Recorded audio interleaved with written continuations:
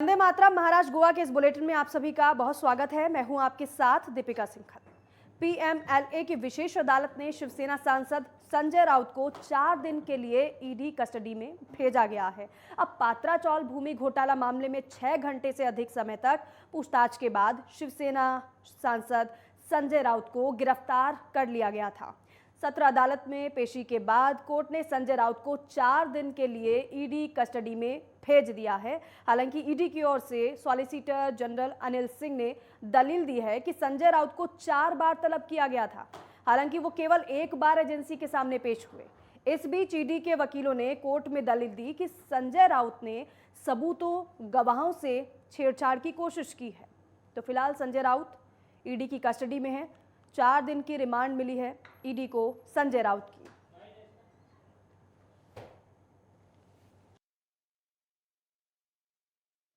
अधिकारी माझ्या घरी आले, संजय राऊत साहेबांच्या घरी आले आणि 7:30 वाजल्यापासून जवळजवळ 4-4:30 वाजेपर्यंत ते माझ्या घरी सर्च करत होते। 5 वाजता त्यांना ईडीच्या ऑफिसमध्ये घेऊन आले। 5:30-6 वाजता ईडीच्या ऑफिसला आम्ही सगळे पोहोचलो। रात्री 12:40 संजय राऊतना ईडीने अटक केलं असं आम्हाला इंटिमेशन दिलं। आज सकाळपासून आम्ही न्यायालयामध्ये त्यांची वाट पाहत होतो, परंतु 12:30 पावणे 1 वाजता त्यांना जे रुग्णालयात घेऊन गेले। तिथून त्यांना आता न्यायालयीन आपल्या सेशन कोर्टमध्ये घेऊन आले। सेशन कोर्टामध्ये आपल्याला माहिती आहे आमची पूर्ण न्याय व्यवस्थेवर, संपूर्ण न्यायालयावर आमचा विश्वास है। तो देखिए, संजय राउत फिलहाल ईडी की कस्टडी में है। 4 दिन की रिमांड संजय राउत की ईडी को मिली है। लगातार संजय राउत से पूछताछ की जा रही है और पात्राचौल से जुड़ा हुआ ये मामला है। हालांकि गड़बड़ी का आरोप लगा है और ऐसे में तमाम सवाल ईडी के ऑफिसर्स संजय राउत से लगातार पूछ रहे हैं। लेकिन ईडी की तरफ से ये भी जब दलील कोर्ट में ईडी के वकील की तरफ से दी गई तो ये कहा कि संजय राउत को कई बार समन दिया गया, लेकिन संजय राउत की तरफ से हर बार समन को अनदेखा किया गया। आपको बता दें कि सिर्फ हिरासत में लिया गया था संजय राउत को, लेकिन बाद में खबर आती है कि रात करीब 12 बजे संजय राउत को गिरफ्तार कर लिया गया है। हालांकि जब हिरासत में लिए गए थे संजय राउत, वो तस्वीरें सबके सामने थी।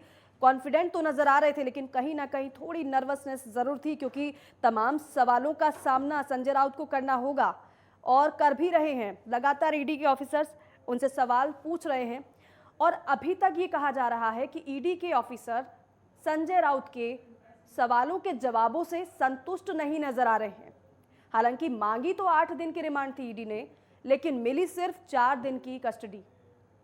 अब ऐसे में इन 4 दिनों में वो तमाम सवाल संजय राउत से ऑफिसर करेंगे और अगर ईडी के ऑफिसर संतुष्ट इन सवालों के जवाब से नहीं होते हैं तो एक बार फिर से रिमांड की मांग की जा सकती है संजय राउत की। अब फिलहाल पूछताछ का सिलसिला तो लगातार जारी है। बताएं कि 4 अगस्त तक संजय राउत ईडी की कस्टडी में है। पीएमएलए कोर्ट की तरफ से फैसला दिया गया, 4 दिन की रिमांड ईडी को दे दी गई है। पात्राचौल मामले में पूछताछ संजय राउत से की जा रही है।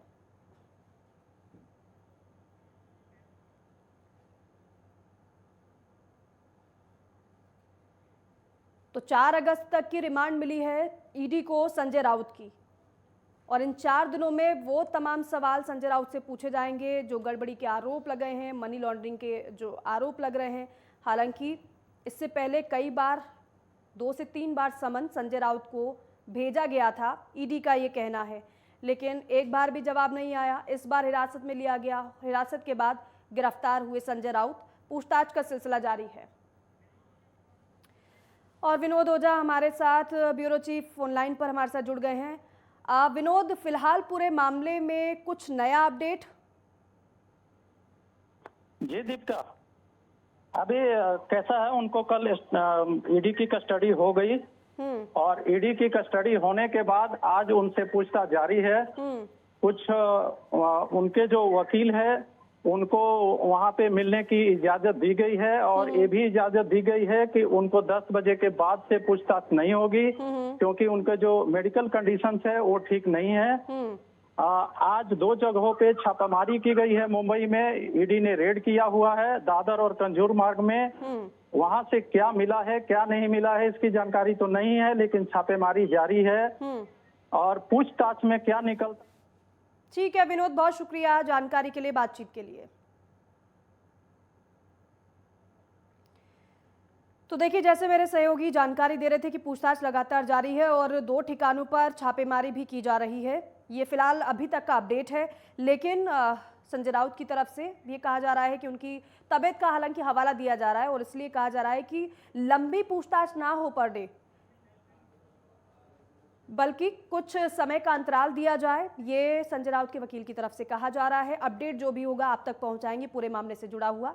खबरों में आगे बढ़ते हैं। महाराष्ट्र के राज्यपाल भगत सिंह कोश्यारी ने अपने बयानों पर बचे विवाद के बाद अब माफी मांग ली है। उन्होंने कहा है कि 29 जुलाई को एक सार्वजनिक कार्यक्रम में मुंबई के विकास में कुछ समुदायों के योगदान की प्रशंसा करने के दौरान मुझसे चूक हो गई। राज्यपाल ने कहा कि महाराष्ट्र ही नहीं बल्कि पूरे देश के विकास में सभी का विशेष योगदान रहता है। संबंधित प्रदेश की उदारता और सबको साथ लेकर चलने की उज्जवल परंपरा से ही आज देश प्रगति की ओर बढ़ रहा है।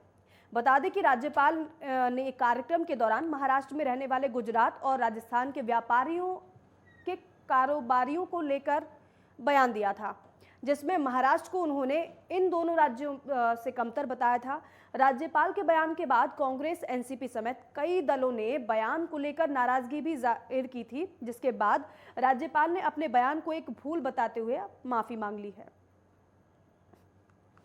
कभी कभी मैं यहाँ लोगों से कहता हूँ महाराष्ट्र में कि भाई महाराष्ट्र में विशेष करके मुंबई, ठाणे, यहाँ से गुजरातियों को निकाल दो और राजस्थानियों को निकाल दो तो तुम्हारे यहाँ कोई पैसे बचेगा ही नहीं।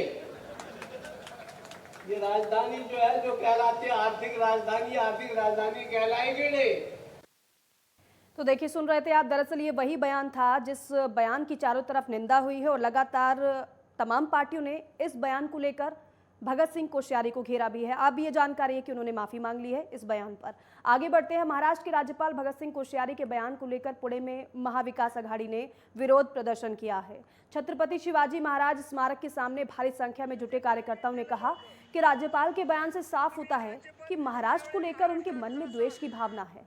विरोध कर रहे लोगों ने मांग की है कि महामहिम राष्ट्रपति को यहां से राज्यपाल को बुला लेना चाहिए। बता दें कि कुछ दिन पहले कार्यक्रम में बोलते हुए राज्यपाल भगत सिंह कोश्यारी ने कहा था कि मुंबई से गुजराती, मारवाड़ी चले जाएंगे तो मुंबई को आर्थिक राजधानी कोई बोलेगा नहीं। इस बयान के बाद प्रदेश भर में कई जगहों पर राज्यपाल का विरोध हो रहा है। हालांकि राज्यपाल ने अपने बयान से माफी मांगते हुए इसे भूल बताया है।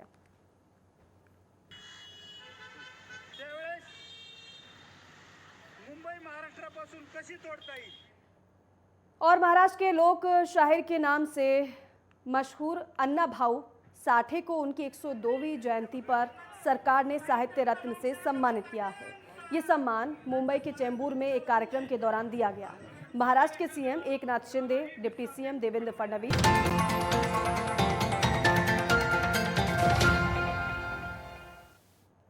ब्रेक के बाद स्वागत है आप सभी का। विपक्ष के नेता अजीत पवार राज्य के दौरे पर हैं। उन्होंने भारी बारिश के कारण क्षतिग्रस्त हुए खेतों की समीक्षा की और बीड जिले के प्रभु वैद्यनाथ का दौरा भी किया और अंबाजोगई तालुका के खीप गांव में घोंघे के संक्रमण से क्षतिग्रस्त सोयाबीन और अन्य फसलों का निरीक्षण भी किया।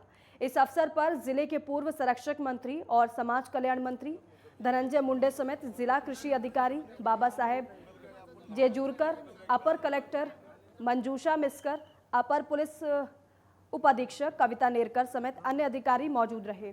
इस समय अजीत पवार ने एक बयान भी दिया। उन्होंने कहा कि हम संकट में फंसे किसानों को प्रोत्साहित करते हुए सरकार से मुआवजे की मांग भी करेंगे कि सरकार जो पीड़ित हैं उनको मुआवजा दे।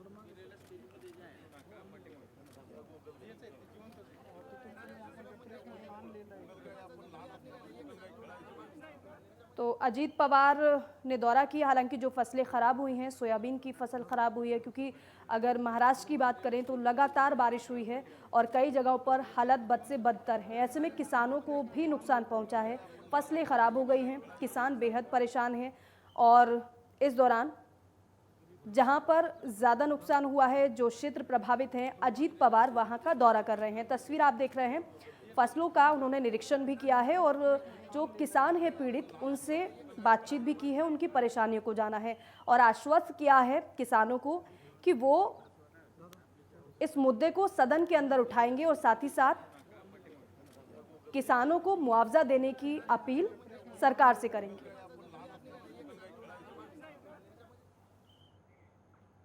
और महाराष्ट्र में प्याज के लगातार गिरते दामों के चलते किसान बेहद परेशान हैं। बता दें कि किसानों को प्याज की लागत का मूल्य भी नहीं मिल पा रहा है। अब ऐसे में ये किसान केंद्र और राज्य की ओर से सहायता प्रदान करने की मांग कर रहे हैं। इसी क्रम में सरकार की तरफ से हो रही अनदेखी के चलते राज्य के प्याज उत्पादक किसान आंदोलन पर उतर आए हैं। 16 अगस्त से राज्य के सभी कृषि मंडियों में प्याज बिक्री बंद कर आंदोलन का फैसला किसानों ने लिया है। महाराष्ट्र राज्य प्याज उत्पादक किसान संघ के अध्यक्ष भारत देघोले ने इस आंदोलन की घोषणा कर दी है। किसानों ने सरकार की ओर से प्याज की कीमतों पर स्थायी रूप से समाधान निकालने की मांग की है। साथ ही साथ प्याज अनुदान योजना चलाए जाने की मांग भी किसानों की तरफ से की जा रही है। देखिए, हर कोई परेशान है, लेकिन इससे पहले आपने देखा कि किसानों की फसलें पूरी तरीके से खराब हो गई है, बर्बाद हो गई है। दूसरी तरफ प्याज का उत्पादन तो बड़ी मात्रा में हो रहा है, लेकिन प्याज की जो बिक्री हो रही थी वो पहले की अपेक्षा बहुत ज़्यादा कम हो गई है। यही वजह है कि किसान अब आंदोलन पर उतरने को मजबूर हैं। 16 अगस्त को आंदोलन की चेतावनी किसानों ने दी है। प्याज के दामों में लगातार गिरावट देखने को मिल रही है। जो लागत प्याज की फसल में किसानों की होती है, उससे भी कई गुना कम कीमत उनको इन प्याज की मिल रही है। यही वजह है कि केंद्र और राज्य से किसान सहायता की उम्मीद लगाए बैठे हैं और कह रहे हैं कि जब तक मदद नहीं दी जाएगी तब तक हम आंदोलन करेंगे और 16 तारीख को तय किया है आंदोलन के लिए।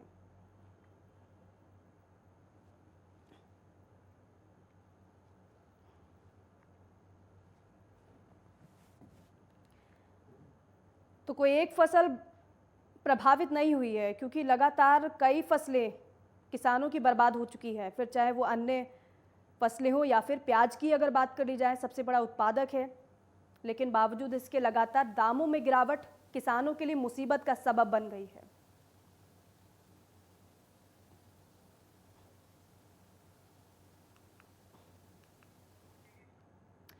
और नासिक के सतारा स्थित दुधेश्वर घाटी में ट्रैक्टर कार की टक्कर हो गई। ट्रैक्टर में सवार एक छात्र की मौत, जबकि 39 छात्र घायल हैं।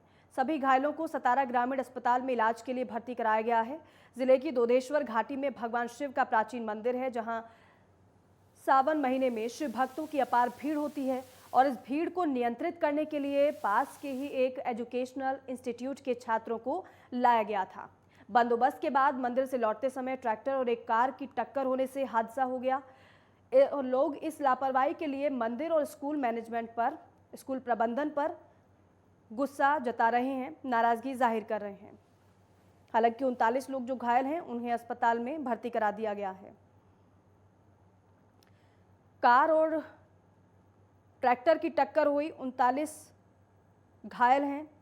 मंदिर बंदोबस्त से लौट रहे थे सभी छात्र, लेकिन बीच रास्ते में हादसा हो गया। ट्रैक्टर और कार की टक्कर हो गई और इस हादसे में एक की मौत हो गई है, लेकिन 39 छात्र जो हैं वो गंभीर रूप से घायल हैं।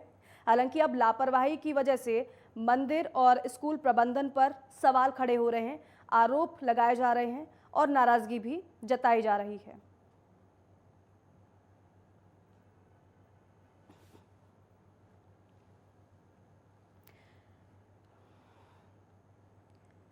तो घटनास्थल पर तमाम लोग इकट्ठा हो गए, पुलिस को सूचना दी गई, सूचना पर पुलिस पहुंची और रेस्क्यू फिर शुरू किया गया। 39 छात्र फिलहाल इस वक्त अस्पताल में भर्ती हैं, जिन सभी का इलाज किया जा रहा है।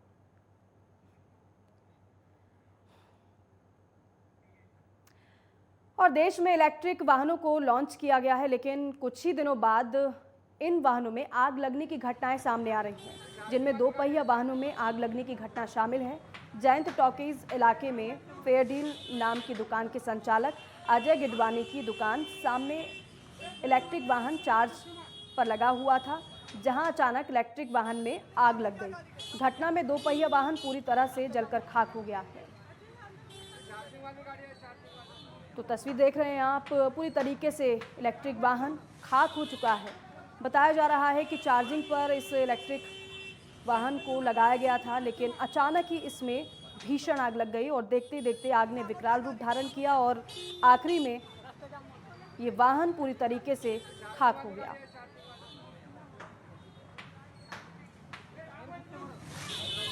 हालांकि आसपास के लोगों ने आग बुझाने की कोशिश की, अपने घरों से लोग निकले आग बुझाने के लिए। फायर सेफ्टी उपकरण का भी इस्तेमाल किया गया, लेकिन आग देखते देखते बढ़ती गई और आखिरी में ये वाहन पूरी तरीके से आग में जलकर खाक हो गया। हालांकि बाइक है, 2 पहिया वाहन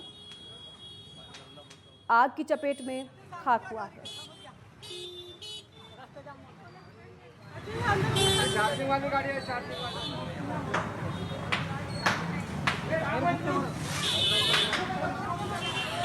देख रहे हैं आप तस्वीरें, आसपास के लोग आग बुझाने की कोशिश में जुटे हुए नजर आए। हालांकि फायर ब्रिगेड को भी सूचना दी गई।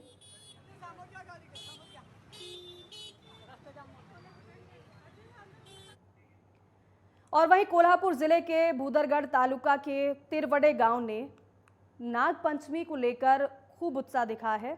यहां नागदेव के प्रसिद्ध सर्प मंदिर में विभिन्न कार्यक्रमों का आयोजन किया गया। आसपास के जिलों में भी भारी संख्या में श्रद्धालु इस मंदिर में पहुंचकर नाग देवता की पूजा करते हुए नजर आए। ये स्थान प्राचीन सर्प मंदिर के कारण प्रसिद्ध है। गांव और मंदिर प्रशासन के लोग भारी भीड़ को देखते हुए सुरक्षा देखभाल करते हुए नजर आए। तो महिलाएं अपने पारंपरिक तरीके से मंगल गीत गाकर पूजा अर्चना करती हुई नजर आई हैं और दर्शन के लिए लंबी लंबी कतारें भी देखने को मिली हैं। व्यवस्था इसके लिए की गई थी। खुद प्रशासन के साथ ग्रामीण भी व्यवस्थाओं को संभालते हुए नजर आए हैं। कोल्हापुर की तस्वीर आप देख रहे हैं।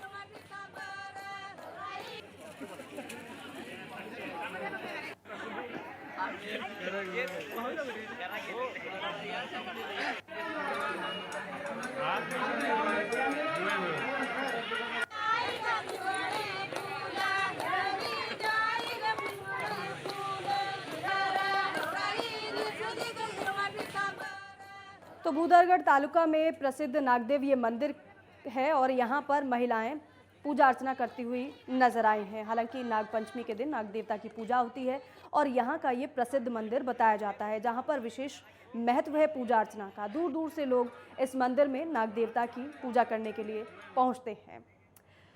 और इसी के साथ ही खबर महाराष्ट्र गोवा में बस इतना ही। आप देखते रहिए नेटवर्क 10। जय हिंद।